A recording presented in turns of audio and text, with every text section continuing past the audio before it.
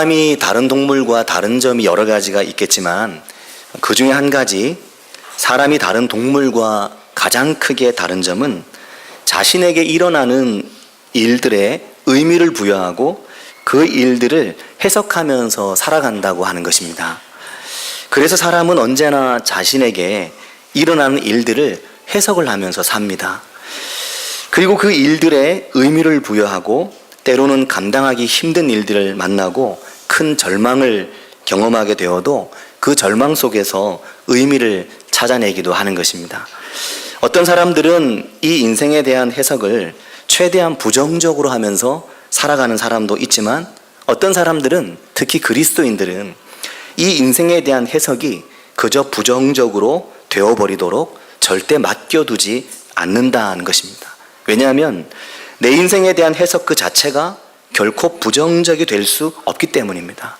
왜냐하면 내 인생에 하나님이 함께 계시기 때문입니다. 그래서 내 인생에 함께 계시는 하나님, 바로 그 하나님께서 나를 도와주실 것이라고 내 인생을 해석을 하는 거죠. 이미 인생의 한 부분이 깨지고 상하고 그 상처를 입어서 남들 같으면 벌써 절망에 빠질 법도 한데, 그 절망의 어둠 속에서도 희망을 발견하고 그 속에서도 소망을 놓지 않는 것, 이것이 바로 그리스도인들이 가지고 있는 믿음이라고 하는 힘이고 은혜입니다. 이런 은혜가 성도님들의 삶에 함께 하시길 바랍니다. 어릴 때부터 늘 부모에게 절망적인 자신의 모습에 대해서만 듣게 되면 아이들은 자라면서 어느 순간 자기 삶에 일어나는 모든 일들을 절망적으로 해석하는 법을 배우게 됩니다. 그래서 이것도 안 된다, 저것도 안 될 것이다 라고 생각을 합니다. 그러나 늘 부모가 삶을 긍정적으로, 희망적으로, 하나님께서 함께 하시잖아, 하나님이 도와주시잖아, 힘을 내, 하나님이 너를 얼마나 사랑하시는데 하나님이 너와 함께 하신다, 이런 말을 끊임없이 듣고 자라게 되면 좀 일이 안 돼도, 좀 일이 어려워도 주변의 사람들이 다 이것은 가능성이 없는 일이라고 심지어 말할 때에도, 그 순간에도 이 일이 잘 돼 갈 것이다, 하나님께서 나에게만큼은 잘해 주실 것이다 하는 마음을 갖게 되는 거죠. 이것이 내 삶을 믿음의 눈으로 해석하는 은혜이고 능력입니다. 그런데 아무리 믿음으로 살아간다고 해도 때로는 정말 내 인생에 대한 해석이 쉽지 않을 때가 있습니다. 믿음의 눈으로 아무리 내가 보려고 해도 전혀 해석이 잘 안 되는 거죠. 심지어 내 믿음이 그렇게 바위처럼 산처럼 크지 않다고 한다면은 정말 내 삶에 일어난 일들을 해석하기가 정말 어려울 때가 삶에 있습니다. 전혀 해석돼도 되지 않고 왜 내가 이런 일을 겪어야 하는지 억울한 마음만 들고 받아들여지지 않고, 그런 상황이, 그런 내 삶의 지금 이 순간이 고통스럽고 절망스럽게 나에게 받아들여지는 거죠. 도대체 이것은 내가 당할 일이 아닌데 내가 왜 이런 일을 겪어야 하는 거지? 이게 해석이 안 되는 것입니다. 사고가 정지되고 아무리 은혜롭게 또 믿음으로 받아들이려고 해도 그렇게 받아들여지지 않는 거죠. 이렇게 받아들여지지 않는 일을 당하다 보면 사람의 마음에 병이 생기고 몸도 상하게 되는 경우가 있고, 때로는 믿음조차 놓아버리게 될 때도 있습니다. 때로는 너무나 갑작스러운 큰일을 당하고 나면 그런 문제들을 돌아보고 이 문제를 하나님 앞에서 씨름하면서 해석해보고자 하는 그런 의지도 다 잃어버리게 되고 망연자실하게 삶에 휩쓸려 가게 될 때가 인생 가운데 있습니다. 예전에 어떤 분을 신방하면서 정말 그 말씀을 들으면서 마음이 아파서 함께 울었던 분이 있는데, 그분은 그때가 3년 전이었으니까 지금은 꽤 오래되셨죠. 남편이 3년 전에 폐암으로 돌아가신 분이었습니다. 아직도 그 남편을 생각하면 가슴이 아프다 하는 이야기를 그분이 하셨는데, 그런데 그 돌아가신 남편이 첫 번째 남편이 아니고 두 번째 남편이었습니다. 첫 번째 남편은 그보다 훨씬 더 이전에 돌아가셨는데, 먹고 사는 게 바쁘다 보니까 지금은 뭐 연애하고 사랑해서 결혼하지만 옛날에는 그냥 만나 사는 일이 많았지 않습니까?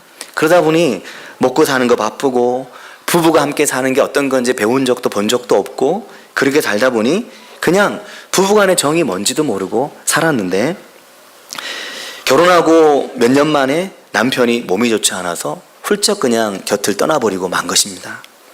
그로부터 오랜 세월을 혼자 정말 가진 고생하면서 힘들게 살다가 50이 훌쩍 넘어서 운전하는 직업을 가지고 있는 한 남자분을 만나게 됐는데, 양쪽 집안의 며느리들이 서로 소개해 주어서 만나게 됐는데, 그렇게 만나서 늦게 로맨스를 하게 된 거죠. 사랑을 하게 됐다 하는 것입니다. 첫사랑보다 무서운 게 무슨 사랑일까요? 늦사랑이다. 그런 말 들어보셨습니까? 어디서 들은 것 같기도 하고 제가 만든 말 같기도 하고 하여튼 그런데, 첫사랑은 사실은 뭘 모를 때 하는 사랑이라 이게 늦사랑이 발동이 걸리면 진짜 무서운 사랑이 되는 거죠. 운전이 직업이다 보니까 두 분이 봄이나 가을이나 관광하기 좋은 계절에 전국 방방곳곳 안 다녀본 곳이 없을 정도로 다니셨다고 합니다. 남편이 아마 제가 정확히 직업을 모르는데 이제 관광버스 운전이나 이쪽 관련된 일을 하시지 않나 싶습니다. 나이가 들어서 함께 의지하고 서로 사랑하면서 사는 걸 이제 배운 거죠. 전국 방방곳곳 안 가본 곳이 없이 봄이면 어딜 갔을까요? 진해로, 네, 지리산 쌍계사로 봄이면 가고, 가을이면 설악산으로, 이거 보셨나? 설악산으로, 명성산에 억새 보러 여기저기 다니신 겁니다. 그러면서 이 사랑이 계절처럼 단풍이 물들어 갔죠. 그러면서 이게 부부구나 이제 그러는데, 그제서야 이 사랑이라는 걸 알게 됐는데, 그렇게 한 5년 정도 살았을까? 어느 날 남편분이 몸이 좋지 않아서 병원에 가셨는데 폐암 진단을 받았습니다. 많이 진척된 건 아니었고 그냥 아마 2기 정도의 진단을 받으신 걸로 아는데, 진단받고 수술을 받았습니다. 수술을 받기 전에 수술 받고 치료받으면 잘 회복될 거라는 이야기를 들었는데, 수술 받고 잘 회복될 줄 알고 그렇게 수술 받기 위해 짐을 싸들고 집을 나갔는데, 그렇게 집을 나가서 다시 집으로 못 돌아오고 마셨습니다. 그렇게 두 번째 남편을 떠나보낸 거죠. 한 사람 보내기도 힘든데 두 사람을 그렇게 보내고 나니 그 아픈 기억이 시간이 가도 잘 사라지지 않는 거였습니다.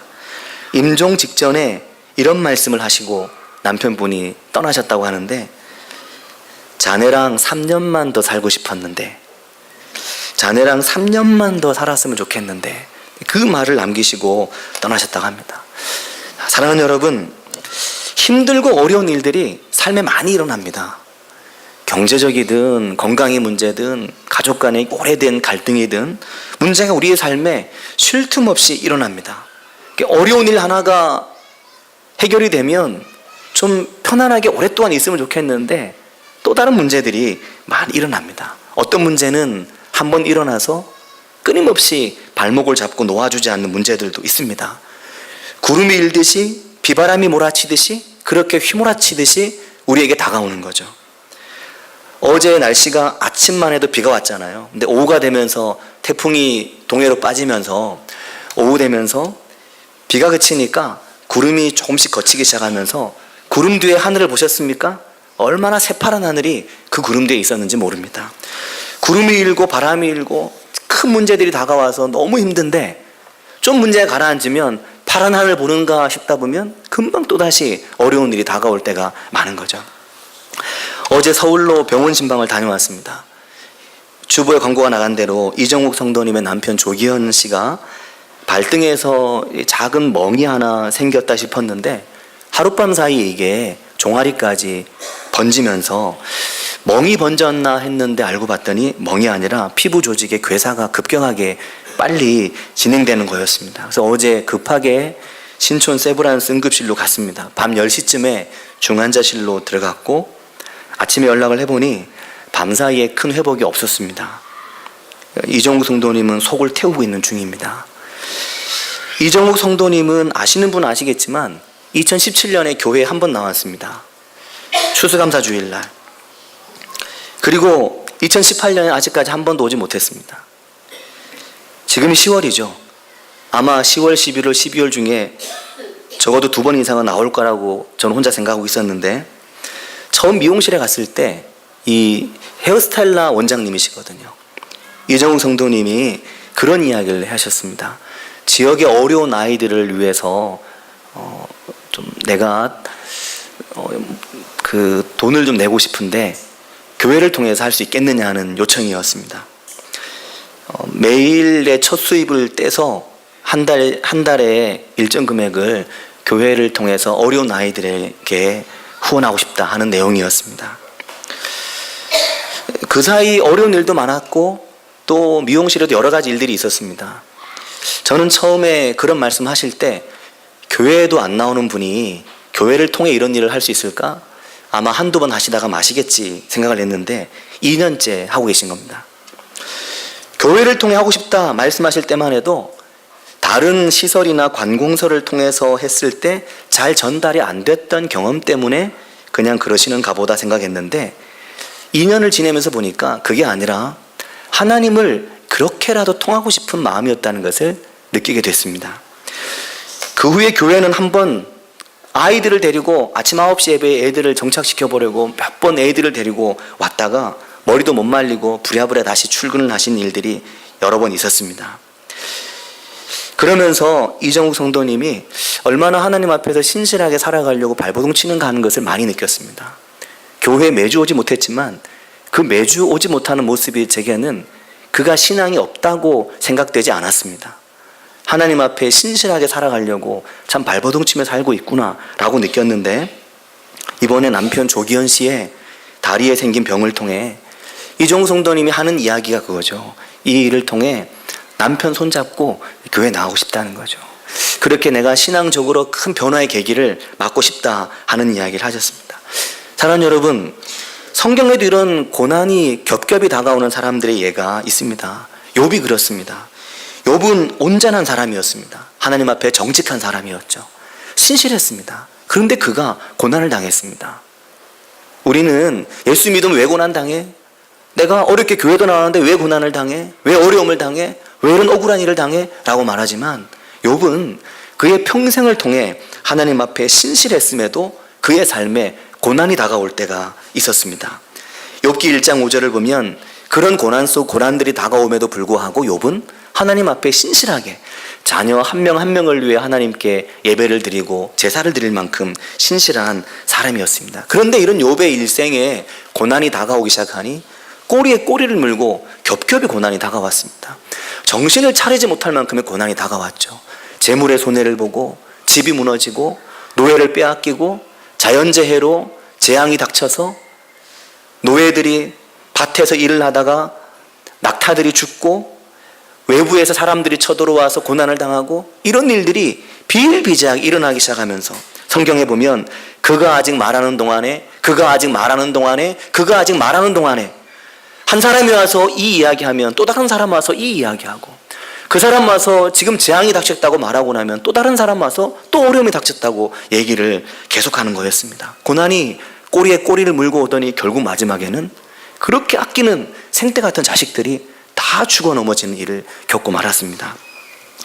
사랑하는 여러분, 이 정도 되면 삶이 해석이 될까요? 이런 고난 앞에 하나님이 하시겠지 이런 마음 품기 쉬울까요? 어렵습니다. 그런 고난 앞에 누가 하나님이 하실 거야 라고 말할 수 있겠습니까? 그런 고난 앞에 하나님이 하신다고 말할 수 있는 배짱 좋은 사람이 얼마나 될까요? 욥도 그런 고난 앞에서 하나님께 항변합니다. 욥기 6장 2절에 보면 나의 괴로움을 달아보며 나의 파멸을 저울 위에 모두 놓을 수 있다면, 이 말은 하나님 앞에 하소연하는 겁니다. 나의 파멸과 나의 괴로움을 달아도 달 수 없다는 거죠. 하나님 앞에서.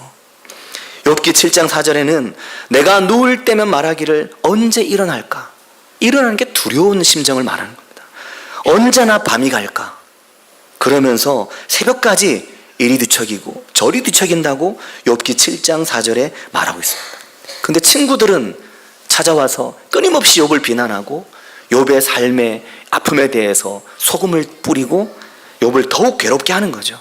그 조롱 속에 욥기 16장 20절 22절에는 나의 친구는 나를 조롱하고 내 눈은 하나님을 향해 눈물을 흘리니 나는 돌아오지 못할 길로 결국 가고 말겠지. 이게 욥의 마음이었습니다. 사랑하는 여러분, 우리가 고난을 당할 때, 우리가 어려움을 당할 때 하나님이 그걸 당연하게 생각하시는 것도 아니고, 고난과 어려움이 예수 잘 믿는다고 피해 다니는 것도 아닙니다. 때로는 우리의 삶에 정말 힘들고 어려운 역경들이 찾아옵니다. 주변을 둘러보십시오. 교회 안에도 보십시오. 예수님을 믿어보려고 정말 애를 쓰는데 어려움을 당하는 걸 봅니다. 보면 억장이 무너지죠. 보면 속이 뒤집어집니다. 목사의 마음 어떨까요? 가까이 옆에서 이웃 사촌으로 지내면서 친척보다 가족보다 더 가까이 지내는 성도님들의 마음은 어떠십니까? 아프죠? 감당하기 어렵습니다. 근데 여러분, 이러한 고난의 순간에, 이러한 역경의 순간에 요한계시록은 우리에게 필요한 것이 있다고 말씀합니다. 그것은 그 고난과 역경 중에도 하늘이 열리는 사람이 되라는 겁니다. 고난과 역경 속에 아무것도 보이지 않고 앞이 캄캄할 때, 그럴 때 하나님이 내 인생의 머리 위에 열어주시는 열린 하늘을 보라는 말씀을 하시는 겁니다. 자, 그래서 요한계시록 우리가 주일 오후에도 보고 주일 아침에도 보고 번갈아 하면서 요한계시록을 지금 몇 번을 봤는데, 1장부터 3장까지 많은 고난의 자리 뒤에 요한계시록 4장은 딱 시작하면서 1절에서 이렇게 말합니다. 이 일 후에 내가 보니 하늘에 열린 문이 있는데 라는 거죠. 사랑하는 여러분, 고난이라고 하는 인생의 바다를 지나갈 때, 역경이 우리의 삶의 꼬리에 꼬리를 물고 다가올 때, 정말 내가 원하지 않았던 삶의 길을 내가 걷고 있다는 생각이 들 때, 그때도 여러분, 하늘이 열리면 인생은 달라질 수 있습니다. 그런 은혜가 있으시길 바랍니다. 오히려 고난 중에, 아픔 중에, 역경 중에 내 인생의 머리 위로 열린 하늘을 보는 은혜가 우리 가운데 있기를 바랍니다. 내가 너희와 함께하니 두려워하지 말라는 말씀이 들려오는 거죠. 하늘의 문을 열어놓고 우리에게 힘을 내라고 말씀하시는 거죠. 내 인생은 참으로 암담하고 내 삶에는 길이 보이지 않고 내 삶에는 어느 무엇 하나도 나를 도와주지 않는 것만 같고, 힘들고 어렵다고 여기저기 기도 부탁했는데, 여기저기 도와달라고 기도해달라고 했는데, 기도 부탁을 했는데도 또 어려움이 다가오는 것 같지만, 그 어려움 속에서 내 인생의 머리 위로 열리는, 하늘이 열리는 놀라운 환상을 보라는 것이 요한계시록이 고난 가운데 살아가는 우리를 향해 주시는 말씀입니다. 사랑하는 여러분, 하나님의 말씀은, 신앙은 이 땅에서, 그것도 정말 곤고하고 절박하고 때론 너무 아픈 시간을 지나가면서 거기에서 신앙이 생깁니다. 거기에서 신앙이 만들어지는 거죠. 평범한 삶에서 신앙이 만들어지는 사람은 아무도 없습니다. 그냥 그저 그런 삶을 살면서, 무난한 삶을 살면서 신앙이 만들어지지 않습니다. 그런데 우리가 주변을 둘러보고 나를 보면 누구 하나 주변에 나부터 시작해서 무난한 사람이라고는 한 사람도 없습니다. 역경과 고난 속에 누가 하늘을 보고, 누가 열린 하늘을 통해 하나님을 보느냐, 그게 정말 중요한 거죠. 문제는 우리 눈에 하늘이 보이지 않는다는 것입니다. 사랑하는 여러분, 내 삶의 자리에서 하늘을 보는 은혜가 삶에 있으시길 바랍니다. 우리 눈에 하늘이 보이기 시작하면 이 세상에서의 고통과 인생의 역경을 이겨낼 수 있습니다. 오히려 그 속에서 더욱 단단한 다이아몬드처럼, 보석처럼 정금같이 일어날 수가 있는 거죠. 수도 없이 많이 말하잖아요. 보석은, 금은, 보화는 높은 압력과 높은 고난을 통해서 만들어진다고 말하지 않습니까?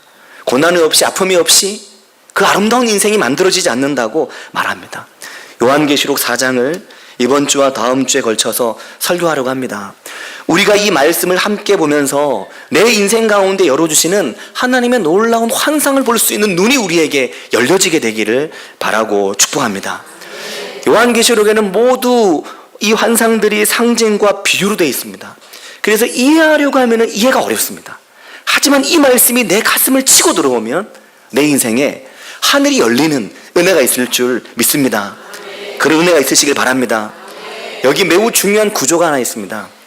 요한계시록도 이걸 놓치지 않는 거죠. 성경이 말씀하는 매우 중요한 구조인데, 하늘이 열릴 때 어떤 일이 있는가, 또 이러한 일이 있을 때 하늘이 열린다, 두 가지가 서로 앞뒤가 없는 것인데, 하늘이 열릴 때 어떤 일이 일어나냐면 요한계시록 4장 1절과 2절을 보면 하늘이 열릴 때 성령의 큰 감동이 있습니다. 우리가 하나님의 은혜에 감동되고 성령에 감동되는 것, 성령의 감동을 위해 하나님 앞에 더 가까이 나아가는 것, 이게 굉장히 중요하다는 것을 말합니다. 4장 1절과 2절을 같이 한번 읽어볼까요? 읽겠습니다. 이 일 후에 내가 보니 하늘에 열린 문이 있는데 내가 들은 바 처음에 내게 말하던 나팔 소리 같은 그 음성이 이르되 이리로 올라오라. 이후에 마땅히 일어날 일들을 내가 내게 보이리라 하시더니 내가 곧 성령에 감동되었더니 보라, 하늘에 보좌를 베풀었고 그 보좌 위에 앉으신 이가 있는데. 아멘. 사랑하는 여러분, 성령에 감동되고 하나님의 은혜로 충만해지는 것, 하나님의 은혜의 자리로 나아가고 찬송의 영광, 기도의 영광, 말씀의 영광, 예배 가운데 하나님의 큰 임재 가운데를 끊임없이 나아가는 성령의 충만함이 우리에게 하늘을 열고 하늘 위에 계신 분을 보게 하고 내 인생의 문제 뒤에서 오고 있는 하나님의 역사를 볼 수 있는 눈을 우리에게 열어줍니다. 사랑하는 여러분, 성령으로 충만하시기를 바라고 축복합니다. 사랑하는 여러분, 진정 이 땅에서 보여주고 이 땅에서 보는 것만 보고 살길 원하십니까? 아니면 하늘을 보고 살길 원하십니까? 하늘을 보고 사시기를 바라고 축복합니다. 땅을 움켜쥐고 땅이 주는 실패와 절망을 보고 살길 원하십니까? 하늘을 붙들고 하늘이 주는 은혜를 보고 살길 원하십니까? 하늘을 바라보시는 은혜가 있으시길 바랍니다. 오늘 내 삶이 어렵고 오늘 내 삶이 힘들고 오늘 내 삶이 아픈 것이 전부가 아니라는 것을 발견하는 은혜가 삶에 있으시기를 바라고 축복합니다. 우리 같이 시간 한번 기도하겠는데요. 기도하실 때 먼저는 자기 자신의 힘들고 어려운 부분을 위해서 기도했으면 좋겠습니다. 하나님께서 내 삶이 힘들고 어려운 일들이 있는데 이러한 시간들이 오히려 내 눈을 열어 하나님을 볼 수 있는 그런 시간이 될 수 있길 위해서 기도하고, 또 하나는 속을 태우고 있을 이 아직 40도 안 된 젊은 이 아내를 위해서 기도해 주시기 바랍니다. 이종욱 성도님을 위해서. 남편이 다리에 급속히 진행되는 이 괴사를 통해 다리에 절단을 할 수도 있고 쇼크 사고가 올 수도 있다고 하는 굉장히 위중한 상황입니다. 이 병원에서는 어젯밤과 오늘이 고비라고 했습니다. 기도해 주시기 바랍니다. 회복될 수 있도록 기도해 주시기 바랍니다. 두 가지를 위해 같이 기도하겠습니다.